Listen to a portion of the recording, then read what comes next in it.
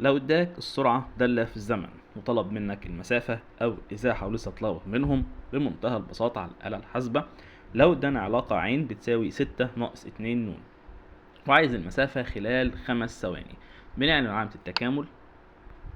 بعد كده بنعمل شيفت اتش واي بي، لازم احط الدالة اللي اديهالي جوه مقياس 6 - 2 ن خلال 5 ثواني، يبقى من 0 إلى 5 ونقول له يساوي.